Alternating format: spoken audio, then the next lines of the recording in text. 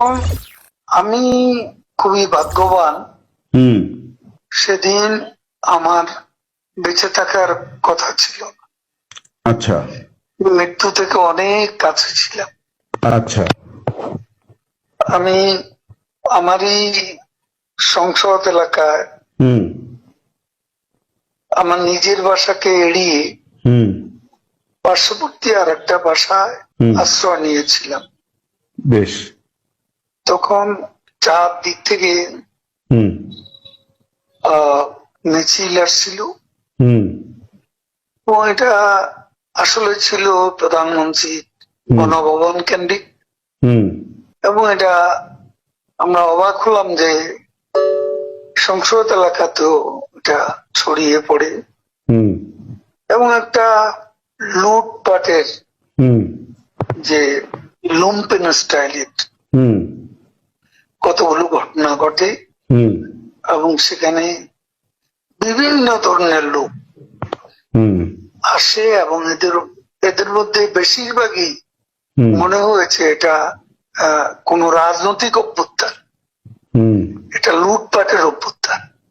না, একটা কথা জিজ্ঞাসা করি, সে তো আমরা তখন সেটা দেখলাম এবং মাননীয় এখন প্রধানমন্ত্রীকেও। আমি হুম যে বাসাতে ছিলাম হুম তারা সে বাসাতেও হামলা করে। আচ্ছা।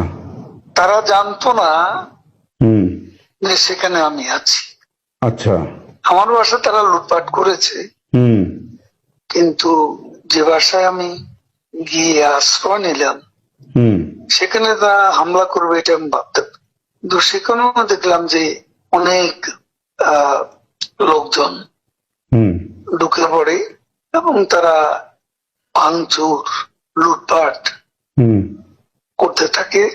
হুম আমি আমার স্ত্রী সহ আমরা বাথরুমে ঢুকিয়ে যাই, অনেকক্ষণ ছিলাম, প্রায় 5 ঘন্টা। হুম হুম তারপর একটা পর্যায়ে এরা তো ওই বাথরুমের ভিতর সেখানেও কমোড হুম বেসিন হুম এগুলো তো লুটপাট করেছে সব জায়গায়। সেগুলোর লোভে প্রথমত তাদেরকে আমার ওয়াইফ সে বাথরুমের মুখে দাঁড়িয়ে হুম বারবার বলছিল যে আমি অসুস্থ, হুম এ কথা বলে তাদের ফিরিয়ে দিচ্ছে। হুম তো একটা পর্যায়ে তারা এই বাথরুমে যেগুলো আছে হুম সেগুলো লুট করার জন্য জোরপূর্বক হুম প্রবাসের হুমকি দেয়। তো সে সময় আমার ওয়াইফ জিজ্ঞেস করে যে কি করবো, খুলে দাও যা হবে। তারপরে সাত আট জন ছেলে ঢুকলো, তার খুবই আক্রমণাত্মক দৃষ্টিভঙ্গি মনোভঙ্গি নিয়ে। তখন হঠাৎ তারা আমার দিকে তাকায়, আমার দিকে তাকিয়ে আপনি নেত্রী চলে গেল, আপনি জাননি কেন? আমি কিছু বলছিলাম। তারপরে ছেলেদের মধ্যে কি ভাবের উদয় হয়েছে জানি না, তারা আমাকে বলে আপনার ছবি তুলবো। তারপর আমার ছবি তুলতে শুরু করলো, সেলফি নিচ্ছিল, ছবি তুলছিল। এরা ছাত্ররা অনেকে আমাকে চেনতো।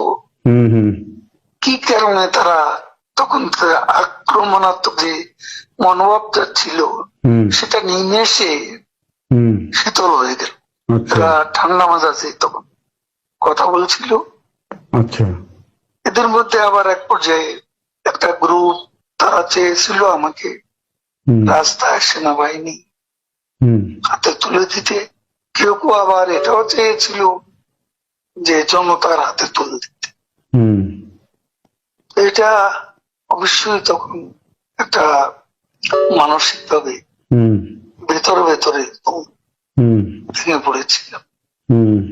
এরপর এরা এদের একটা শার্ট, এদের ওই ব্যাজ, লাল পতাকা শোভিত ব্যাজ লাগিয়ে আবার কালো একটা মুখে একটা মাস্ক দিয়ে আমাকে হাঁটতে হাঁটতে সংসদ এলাকা থেকে বড় রাস্তা গণভবন অভিমুখী রাস্তা ওখানে নিয়ে যায়। ওখানে নিয়ে হঠাৎ করে কোত্থেকে একটা একটা ট্যাক্সি আসে, হুম এটা ইজি বাইক, হুম সেটা খালি ছিল, হুম ওখানে কোনো গাড়ি ঘোড়া কিছু ছিল না। হুম ওটা হঠাৎ করে কেন যেন এসে পড়ল, হুম হয়তো আমার ভাগ্য। এরা দুজনে আমাকে নিয়ে, আমার ওয়াইফকে নিয়ে ওটাতে উঠলো আর বলতে লাগলো, ওতে তো অসংখ্য মানুষ, হুম চেক আপ সব জায়গায়।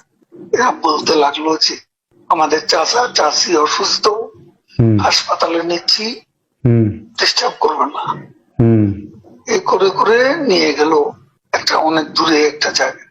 তো এটা হলো, ভাবতেও পারেনি ওরা যখন বাথরুমে ঢুকলো যে বেঁচে হুম থাকে।